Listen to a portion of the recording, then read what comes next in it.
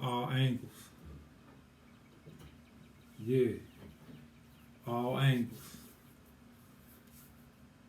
So today I'm gonna talk about the inmate game, the prisoners game, the relationships that go on between the people on the streets and in prison or in jail, however,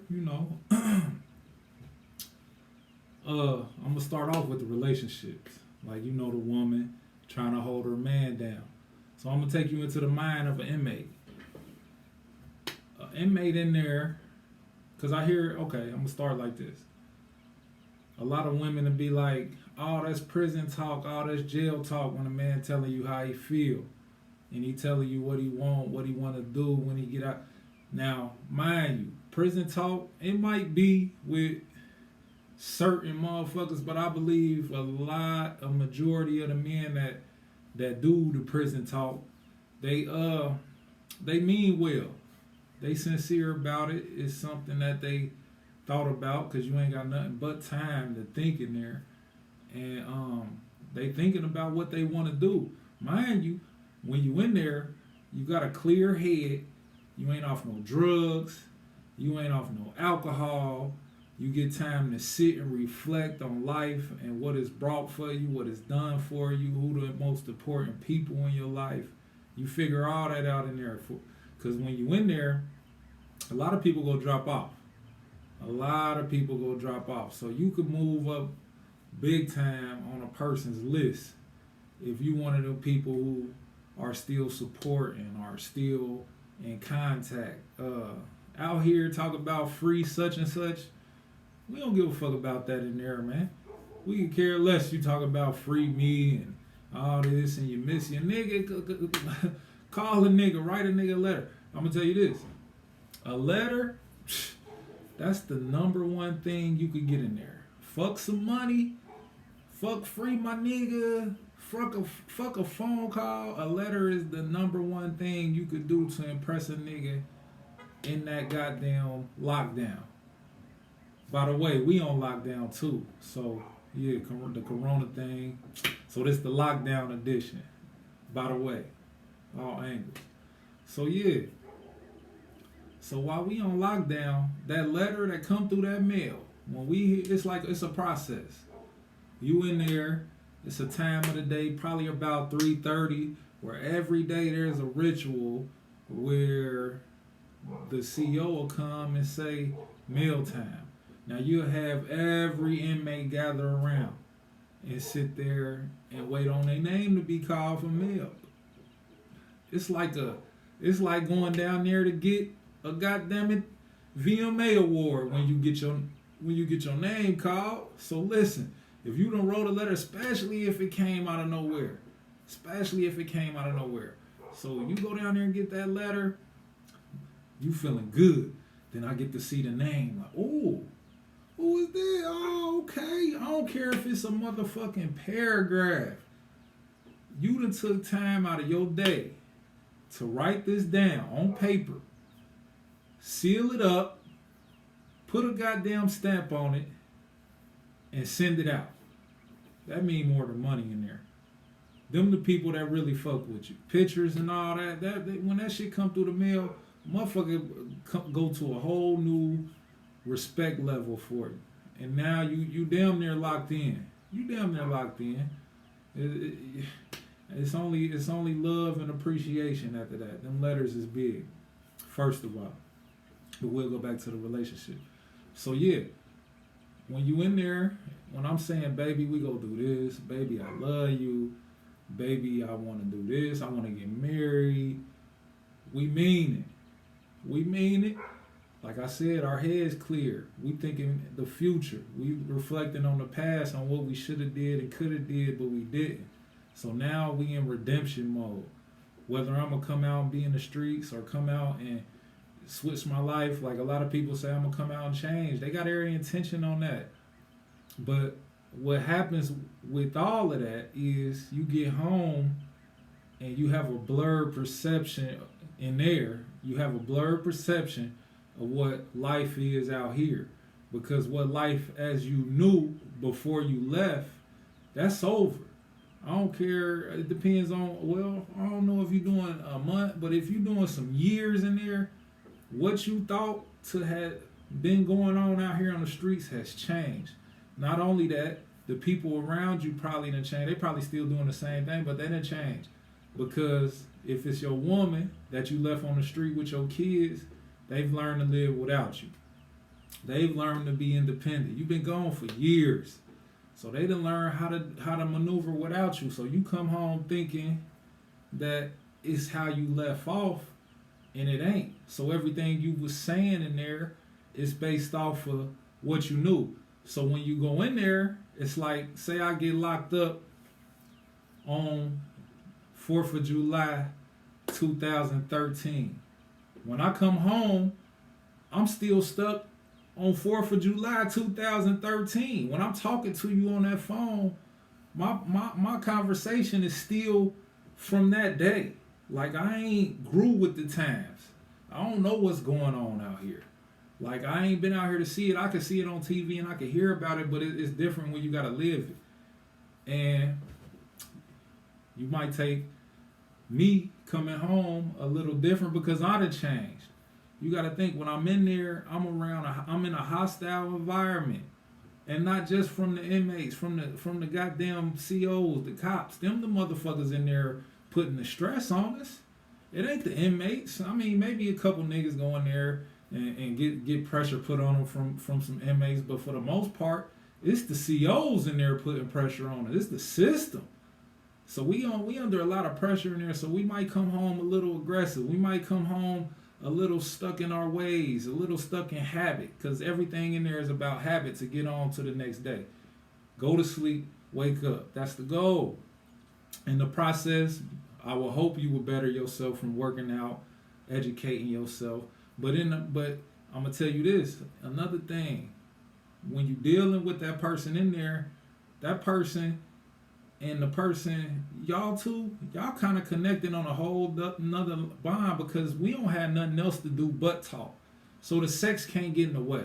So the communication raises to a whole nother level. That's why you women that mess with jail men, y'all know, like, he go satisfy you emotionally to the fullest, because he can't do it physically. So he making up with it with emotion. I mean, if you fucking with a hell of a nigga, not no old scrub who ain't got no knowledge, intelligence, or anything like that. But if you messing with somebody who's on that frequency, yeah, the conversations is gonna be bomb. The conversations is gonna be like no other. So yeah, y'all elevating the communication and the love and all of that. So when I get home, you want to build off of that. But guess what? You have to remember that, okay, I was in here. I didn't have to pay no bills. I didn't have to go to work every day. I didn't have to do this. I didn't have to. It's things you have to do in there, but it's different from coming out here. A man comes home to a ton of responsibility that could weigh him down. That could weigh him all the way down. It ain't for the weak. Like, coming home, it's a shock. So you have to excuse a man that's coming home from prison, because, you know, he might have wanted to do this and wanted to do that and wanted to do that, but when he came home, it wasn't like what he thought.